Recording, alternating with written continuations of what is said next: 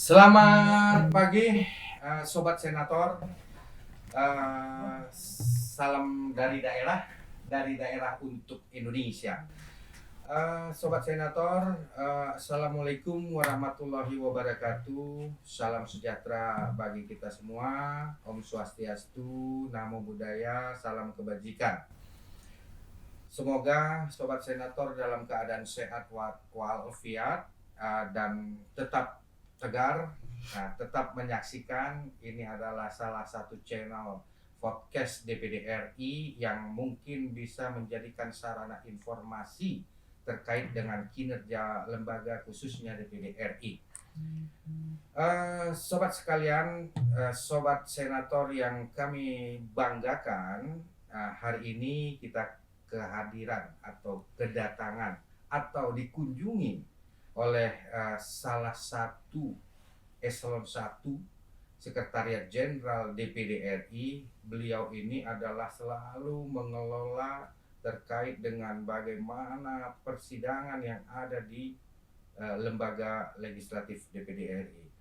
Di hadapan kita telah hadir Ibu Deputi Bidang Persidangan. Selamat pagi Ibu Deputi. Pagi. Selamat pagi Ibu Insinyur Septi Ramsiati MM.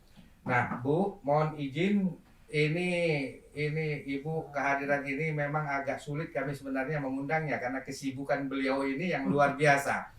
Nah Bu, Ibu ini kenapa sih tertarik? Nah, saya baca itu di dalam kurikulum vitae-nya Ibu itu tuh dari eksekutif ke legislatif.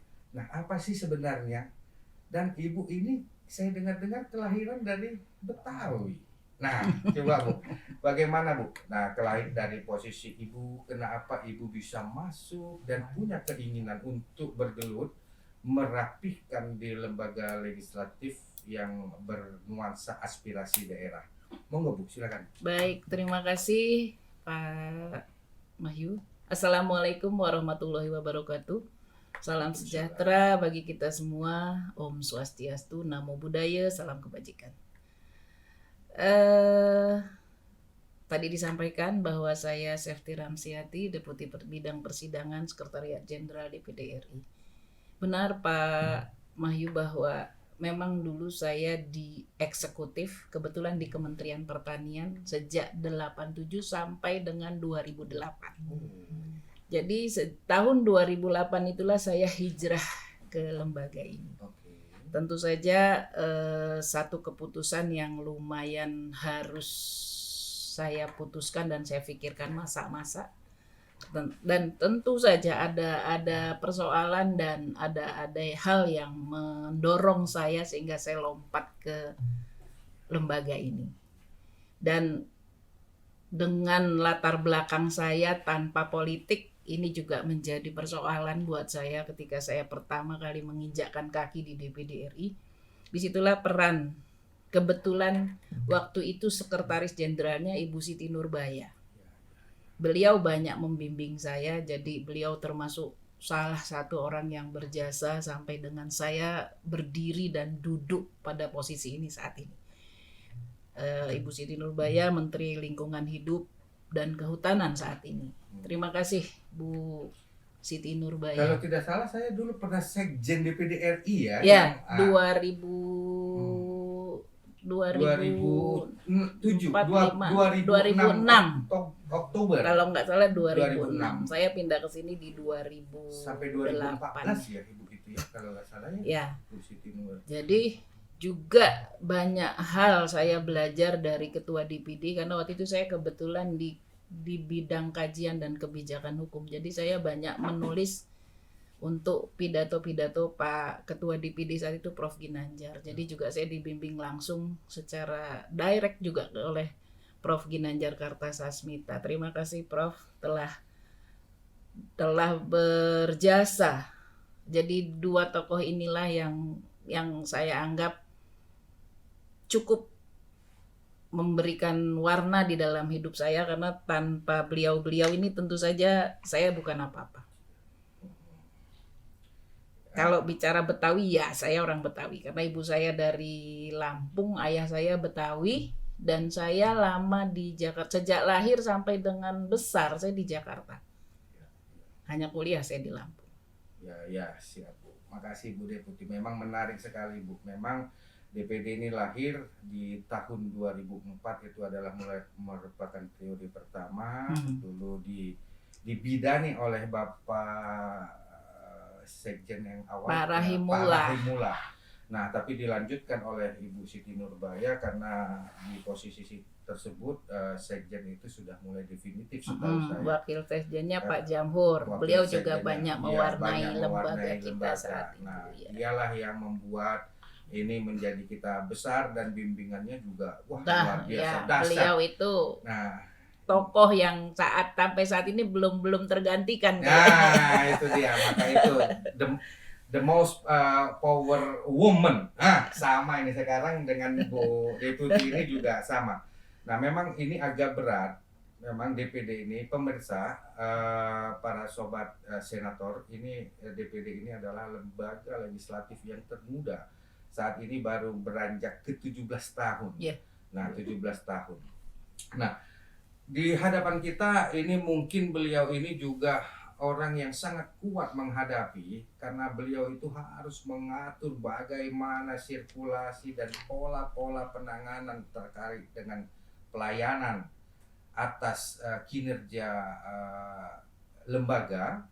Nah, Bu Septi, saya mohon izin, kira-kira tugas pokok dan fungsi Ibu itu seperti apa sih terkait dengan DPD? Ini kenapa saya pertanyakan? Banyak masyarakat yang belum aware Bu terkait dengan apa sih sebenarnya DPD itu, barang apa sih sebenarnya DPD itu. Nah, mungkin Bu di sisi ini kami minta Ibu sedikit memberikan prolog penjelasan terkait dengan lembaga termuda ini, yaitu Dewan Perwakilan Daerah Republik Indonesia. Silakan Bu. Baik, terima kasih. Dewan Perwakilan Daerah Republik Indonesia adalah lembaga negara yang lahir dari amandemen ketiga Undang-Undang Dasar Negara Republik Indonesia tahun 1945. Amandemen ketiga tahun 2002. Jadi secara garis besar meliputi fungsi legislasi, tugasnya ya, pengawasan, pertimbangan, dan anggaran, yang semuanya dikemas dalam satu kerangka yang namanya kerangka fungsi representasi. Karena beliau anggota DPD yang terhormat itu dipilih sebagai representasi, sebagai perwakilan dari daerahnya masing-masing. Keanggotaan DPD itu masing-masing 4 orang per provinsi, tanpa melihat proporsi wilayah maupun jumlah proporsional penduduknya. Jadi dia tidak mempertimbangkan jumlah penduduk dan luas wilayah, tetapi semua sama. Mau Jawa Barat yang penduduknya banyak dengan provinsi mana yang kecil kita nih? Kecil itu Bengkulu. Misalnya Bengkulu, sama 4 orang juga. Jadi total anggota DPD itu adalah 136. Sepertiga dari anggota DPR. Itu tentang DPD. Biasa itu terlampau banyak sekali. Ini benar-benar tangguh ini. Ini wanita tangguh lah saya bilang Bu ya. Ini mau izin. Oke Bu, tadi Ibu sudah menjelaskan lebih ini kepada sobat senator terkait dengan apa sih itu DPD, Dewan Perwakilan Daerah Republik Indonesia. Nah sekarang kami ingin mengetahui Bu, visi maupun misi Ibu Deputi itu seperti apa sih sebenarnya Bu? Mohon Bu, sehingga sobat senator tuh mengerti nih kira-kira ini loh, ini gua punya nih DPD, gitu Bu. Silakan Bu. Baik, bicara tentang visi, kita kembali kepada visi dari lembaga itu sendiri. Jadi visi dari lembaga adalah menjadi parlemen yang kuat dan aspiratif dalam memperjuangkan aspirasi masyarakat dan daerah dalam wadah NKRI. Itu visinya DPD RI.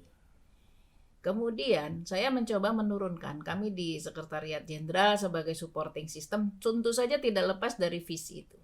Jadi visi kami di Kedeputian Persidangan adalah terwujudnya dukungan persidangan dan keahlian yang profesional, akuntabel dan modern dalam mendukung tugas dan wewenang konstitusional DPD RI. Di samping itu kita juga punya misi di Kedeputian Persidangan, memberikan dukungan teknis administratif persidangan dan keahlian yang berkualitas kepada lembaga DPD RI dan Sekretariat Jenderal DPD RI. Oke, wah ini udah menarik nih, udah konkret sekali ya, tinggal pelaksanaannya. Tapi pelaksanaannya mungkin lebih konkret lagi. Nah, karena dia terbagi di nanti secara ini nanti kan ada misi yang per biro, per unit eselon 2 di kedeputian kami. Oke. Nah, terus bagaimana sikap Ibu ini? Mungkin kita berbicara terkait dengan bagaimana kolaborasi, aransemen yang Ibu mainkan. Posisi Sekretariat Jenderal sebagai supporting system, dia bisa memainkan peran sehingga komposisi ataupun bagaimana Ibu bisa meredam dari aspek politik dan aspek pelayanan. Nah, ini agak berat nih. Nah, Ibu ini saya lihat tugas yang paling berat karena di DPD RI ini adalah tugas yang diselenggarakan oleh Ibu Deputi Bidang Administrasi. Ini adalah tugas pokok. Bidang persidangan. Bidang persidangan ini adalah tugas pokok, Bu. Jadi berjalannya posisi kinerja lembaga sebenarnya ada di Ibu, walaupun nanti supporting system ini juga tetap di handle bersama-sama dengan Deputi Persidangan, karena di DPD RI ini ada 2 deputi, yaitu Deputi Persidangan dan Deputi Administrasi. Nah, adapun nanti yang untuk mengolah atau mengambil kebijakan Sekretariat Jenderal itu adalah Pak Sekjennya, dibantu oleh 11 biro dan 37 kepala bagian dan sekitar 100 lebih kepala sub bagian. Bu, nah bagaimana Ibu menjalin hubungan antara politis, kinerja politis dengan dukungan sporting yang dari Ibu, dan apa sih rahasianya, Bu, sebenarnya? Susah nih kalau bicara tentang rahasia. Kalau namanya rahasia artinya nggak boleh dibongkar. Kalau dibongkar bahaya. Tapi triknya, Bu, triknya Ibu bagaimana mengoptimalkan dukungan pelayanan itu terhadap persidangan ini, gitu loh. Baik, jadi begini, saya selalu menyampaikan kepada seluruh unit di bawah Kedeputian Persidangan bahwa kita bekerja dengan hati. Karena apa? Karena kita di sini ini bekerja 8 jam sehari, lebih banyak ketemu sama teman dibanding dengan keluarga kita sendiri. Artinya apa? Kalau kita bekerja itu harus dinikmati, harus disiasati, membuat kita betah bekerja. Sebetulnya itu. Nah, bagaimana mensinergikan antara kepentingan politik dengan fungsi Sekretariat Jenderal yang notabene sebetulnya kita kan eksekutif ya, bahwa aturan-aturan main eksekutif adalah dimanapun, walaupun dia ada di lembaga legislatif, secara aturan tetap itu. Tapi kembali kepada pola pendekatan yang memang ilmunya nggak ada di sekolah manapun. Jadi memang bekerja dengan hati, dengan sopan, dengan pendekatan tertentu yang kadang-kala memang politik selalu bilang nggak mau saya diatur-atur dengan, nggak ada istilahnya anggaran tidak ada. Politik itu ya politik harus jalan bagaimanapun kondisinya. Nah, inilah yang harus kita siasati dengan berbagai cara, artinya bukan melegalkan segala cara, tidak juga. Kami tetap berpandangan bahwa aturan adalah aturan dan kita berupaya untuk membuat satu kegiatan tanpa ada kesalahan dari sisi aturan. Tetap kita lakukan seoptimal mungkin. Bagaimana caranya ini tetap berjalan, namun secara pertanggungjawaban dan aturan ini tetap bisa kita laksanakan. Jadi memang ini harus diberikan penjelasan kepada beliau-beliau yang terhormat Bapak dan Ibu anggota, termasuk pimpinan, bahwa menjaga beliau-beliau itu lebih kepada menjaga diri kita juga. Jadi bagaimana kita menjaga diri kita, ya tentu kita juga harus hati-hati kan. Artinya apabila ada sesuatu terjadi, temuan atau apapun yang tidak sesuai, di level anggota selesai memang.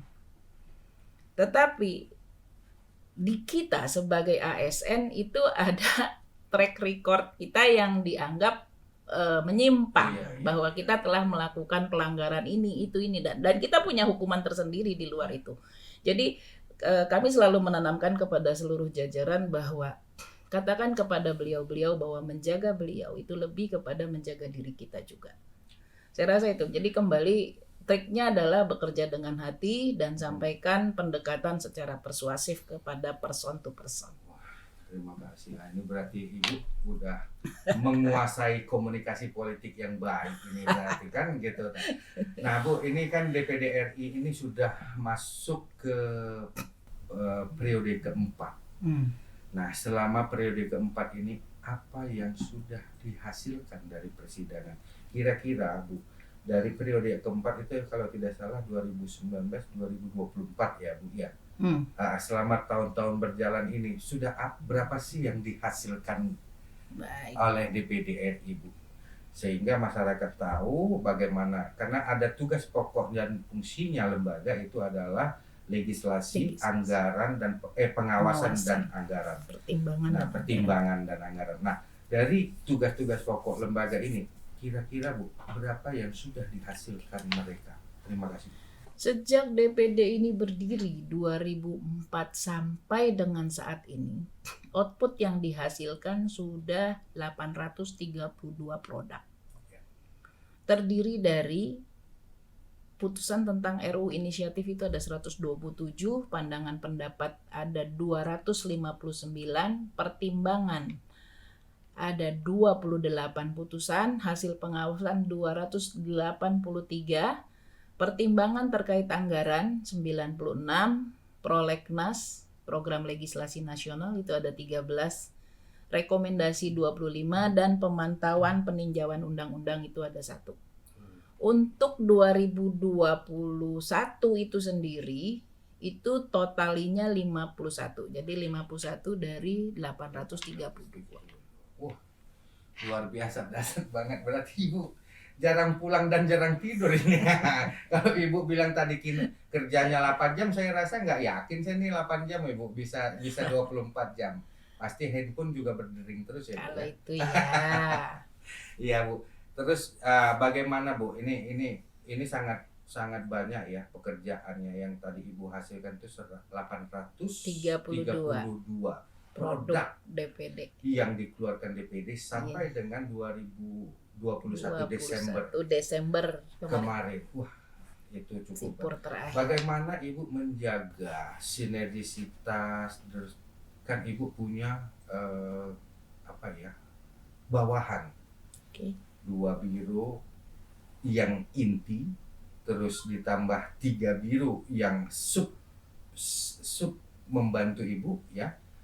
Nah, itu bagaimana Ibu menjaga sinergisitas sehingga mereka terpicu untuk terus mendukung kinerja lembaga. Nah, ini kan ada trik juga Bu. Jadi bukan trik kita komunikasi politik saja, tapi trik kita mengawal dalam hal dia melayani ataupun supporting system. Ini kan fungsi staffing kan sangat dibutuhkan sehingga kinerja itu bisa berjalan dengan baik. Nah, bagaimana Ibu merajut ini sehingga teman-teman itu bisa dia merasakan terus semangat. Nah, ini Bu. Ini kan penting Bu. Ibu selaku leadernya di persidangan. Silakan Bu. Baik, sebetulnya sih nggak banyak yang kami lakukan. Lebih kepada kembali lagi bekerja dengan hati tadi istilah saya. Jadi memang secara rutin kami lakukan rapat-rapat, pertemuan-pertemuan dengan unit eselon 2 secara berkala. Demikian juga dengan khusus di Biro Persidangan 1 dan 2 karena beliau-beliau ini membawahi alat-alat kelengkapan, sekretariat alat kelengkapan, kita juga lakukan pertemuan-pertemuan rutin. Namun di luar pertemuan itu pintu ruangan saya terbuka apabila ada persoalan terkait alat kelengkapan dengan anggota atau apa, dan setiap saat kawan-kawan dengan santai masuk ke ruangan saya untuk menyampaikan persoalan dan minta saran solusi pemecahan. Artinya apa? Bahwa saya berupaya melakukan pendekatan kepada seluruh, bukan hanya eselon 2, bahkan saya sampai kepada staf, eselon 3, 4 dan staf. Nah, tempo tertentu ketika saya merasa jenuh di ruangan, saya akan datang ke ruangan masing-masing. Jadi sebetulnya kadang mereka melihatnya bahwa saya sebagai sidak, padahal nggak juga. Memang saya hanya ingin menyapa sedang apa, dan kira-kira jadi teman-teman ini juga jadi lebih sigap gitu ya. Bentar lagi biasanya Bu Deputi datang gitu. Padahal juga saya lebih kepada untuk melakukan diskusi di ruang kerjanya, kira-kira apa persoalannya, ada nggak masalah di unit kerjanya. Jadi memang kembalinya adalah komunikasi yang intensif yang kita ciptakan. Dan tentu saja kita juga di samping membuat pertemuan-pertemuan fisik, komunikasi melalui WhatsApp juga rasanya itu yang 24 jam itu. Setiap saat, setiap ada persoalan, tentu saja handphone tidak akan pernah lepas. Waduh, luar biasa. Berarti airport harus on terus ya Bu ya? On terus. Nah Bu, ini mungkin terakhir Bu. Nah ini kita kan beranjak dari yang manual sistem ke digitalisasi sistem. Nah tuntutan dari 4.0 menjadi sekarang ini sudah 5.0. Bagaimana kira-kira kiat Ibu? Apakah ini kita sudah perbaiki? Nah, karena kan sekarang udah paperless, sudah tidak ada lagi katanya tuntutan zaman. Nah, ini Bu, ini terakhir mungkin kira-kira. Nanti mungkin yang paling akhir ada yang saya mau tanya sedikit lagi. Nah, ini terkait dengan ini juga tuntutan ini bisa juga menjadi tuntutan lembaga FB kita. Ya Bu, silakan. Baik, kita memang sudah mengarah ke sana. Terlebih di era pandemi COVID-19 ini, banyak sekali rapat-rapat yang kita lakukan secara hybrid, fisik dan virtual. Tentu saja yang mimpin rapat fisik, Bapak Ibu anggota yang lain dilakukan secara virtual di kediamannya masing-masing. Sehingga kami selalu menyampaikan kepada kawan-kawan bahwasannya karena kita sudah dituntut untuk IT minded, jadi nggak bisa lagi bilang nggak bisa pakai komputer, ini menjadi persoalan saya bilang. Jadi memang rapat-rapat di lingkup kedeputian persidangan, termasuk rapat-rapat alat kelengkapan. Terlebih makin kesini suka tidak suka kita harus belajar banyak tentang IT, karena memang seluruh perangkat itu mau nggak mau harus kita lakukan gitu. Jadi di era ini tentu saja kami berupaya untuk terus melakukan pengembangan sistem, dan saya koordinasi juga dengan Biro Organisasi Kepegawaian, keanggotaan kepegawaian. Silakan lakukan juga dong diklat buat staf-staf kami. Karena tentu saja nggak bisa lepas dari persoalan-persoalan IT. Oke, baik Bu. Terakhir kali Bu, kita waktunya tinggal 5 menit lagi. Nah, harapan Ibu ke depan, bagaimana dari cara penanganan, optimalisasi pelayanan? Harapan Ibu ke depan DPD ini seperti apa sih Bu? Tentu saja kalau kembali kepada harapan, saya harus bicara dulu sebelum ke harapan barangkali. Untuk 2022 ini program kerja kita lumayan banyak gitu di alat-alat kelengkapan. Tadi saya belum bicara tentang alat kelengkapan. Jadi gini, untuk alat kelengkapan Biro Persidangan 1 dan Biro Persidangan 2. Untuk Biro Persidangan 1 itu membawahi 6 alat kelengkapan dan lebih kepada bersifat eksternal kalau istilah saya. Di situ ada Komite 1, Komite 3, PPUU, Panitia Perancang Undang-Undang, BKSP, Badan Kerjasama Antar Parlemen, kemudian Badan Urusan Legislasi Daerah, dan kelompok DPD di MPR. Sedangkan Biro Persidangan 2 itu lebih kepada internal, karena di situ ada eksternalnya hanya komite 2, komite 4, kemudian ada badan kehormatan mengurus etik, itu internal, panitia musyawarah juga persoalan-persoalan internal, panitia urusan rumah tangga, dan badan akuntabilitas. Jadi kita punya target-target output di 2022 ini, gitu ya. Saya harus jelaskan juga di sini bahwa saat ini tentu saja Komite 1 sedang bersama-sama dengan DPR membahas tentang undang RUU IKN, Ibu Kota Negara. Dan karena hari ini kalau nggak salah masuk ke dalam tim SIN, rencananya akan diputus di tingkat 1 tanggal 13 Januari dan 18 Januari sudah putusan di paripurna tingkat 2 terkait RUU IKN. Di samping itu dia juga punya target bahwa untuk tahun 2022 menyusun RUU tentang revisi Undang-Undang Nomor 1 2006 tentang Pemerintahan Aceh. Kemudian Komite 2 juga menyusun rancangan undang-undang tentang revisi Undang-Undang 30 2007 tentang energi. Komite 3 juga ada menyusun perubahan Undang-Undang 21 tentang Serikat Pekerja / Serikat Buruh. Kemudian Komite 4 RUU tentang perubahan Undang-Undang 1 2013 tentang Lembaga Keuangan Mikro, dan PPUU menyusun RUU tentang pemerintahan digital. Di samping itu tentu saja kita juga punya 2 RUU prioritas yang sudah masuk prolegnas namun sampai saat ini belum dilakukan pembahasan secara tripartit.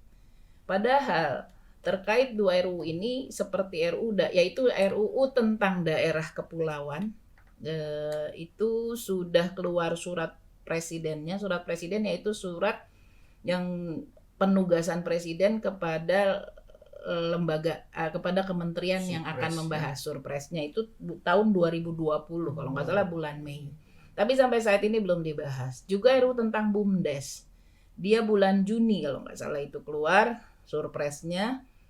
Kemudian sampai saat ini pun ini belum dibahas, dan ini juga satu persoalan saya rasa. Kami sudah mendorong pimpinan untuk melakukan lobby-lobby politik kepada pimpinan DPR untuk tetap mendorong 2 RUU yang merupakan inisiatif DPD ini. Namun tidak menutup kemungkinan apabila nanti diputuskan dianggap tidak perlu dibahas secara tripartit, kita harus menyiapkan RUU pengganti. Itu pernah terjadi ketika dulu RUU Wasantara dianggap tidak memenuhi kriteria dan kita diminta mengganti. Untuk itu dari 2 RUU ini apabila kita diminta mengganti, kalau saya sudah diskusi juga dengan teman-teman di pusat kajian dan dengan ketua PPUU, kemungkinan yang akan kita dorong ada RUU tentang pelayanan publik, Undang-Undang 25 2009, umurnya kan udah 13 tahun. Dan kebetulan juga terkait RUU pelayanan publik ini saya direct juga dengan teman-teman set PPUU dengan Kementerian Pan-RB. Jadi Kemenpan RB itulah yang ditugaskan oleh pemerintah untuk mendorong ini. Kebetulan dapatnya di kita, inisiatif kita. Jadi RUU yang kita susun ini sudah merupakan usulan antara pemerintah dan kami. Jadi itu target-target output kita ya. Lalu tadi kan pertanyaannya bagaimana kira-kira harapan. Tentu saja saya sebagai deputi persidangan tetap akan menargetkan sesuai output yang sasaran-sasaran kerja kita tadi. Sesuai dengan renstra lembaga, renstra DPD yang sudah kita tetapkan di awal. Memang kadangkala ada kendala, terlebih di saat pandemi. Namun kalau kita lihat tadi dari hasil output yang tadi Pak Mahyu tanyakan dari 832, pandemi kan 2021 pandemi, tapi kita masih bertahan di angka 51 produk. Artinya apa? Bahwa artinya dengan era tadi 4.0 lalu 5.0 itu nyatanya enggak masalah, kita tetap jalan gitu. Artinya capaian output tetap tercapai, dan menurut saya bahkan tahun-tahun sebelumnya ada yang dalam 1 tahun hanya 40-an. Berarti ini lumayan lah tanpa mengurangi target output yang sudah kita canangkan di awal. Oke.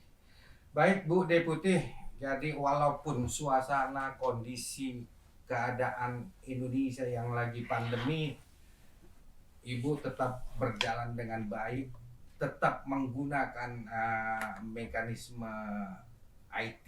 Nah, untuk Kalau menyelesaikan- kami selalu fisik, nggak Fisik. ada kita WFH ya. Waduh, ini Kita di apalagi? jajaran eselon 2 nggak ada yang WF1 dan 2 WFO Oh, semua. terus. Waduh, Nggak luar ada biasa. WF, Ini ada jadwal. dasar sekali, dasar sekali. Nah, ini dalam rangka optimalisasi kinerja ya kami acung jempol, Bu. Dua Terima jempol ini ya. kasih. Jadi artinya Ibu untuk menyelesaikan tugas-tugas ini dengan baik melalui apapun dia ceritanya bisa pakai sarana Zoom meeting ya kali ya Bu ya, tidak mengurangi daripada nilai-nilai kinerja.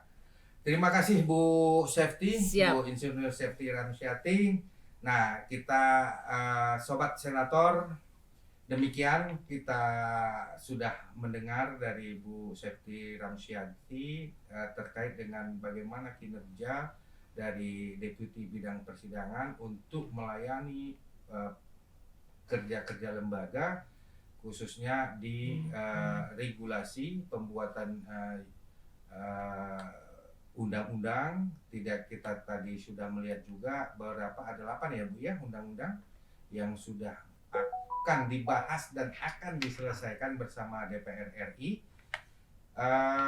Saya rasa sebenarnya saya masih banyak Bu yang mau saya tanya, cuman waktu yang tidak memungkinkan. Insya Allah kita ke depan kita akan lanjutkan lagi Bu Deputi. Siap. Banyak hal yang perlu kita sampaikan kepada Bu Deputi yang kita akan tanya terkait dengan kinerja lembaga sehingga masyarakat bisa tahu, care, apalagi masyarakat dari daerah. Sobat Senator, salam dari daerah untuk Indonesia. Wabillahi taufik walhidayah. Wassalamualaikum warahmatullahi wabarakatuh. Waalaikumsalam. Terima kasih Bu, warahmatullahi wabarakatuh. terima kasih. Terima Waduh, kasih. luar biasa.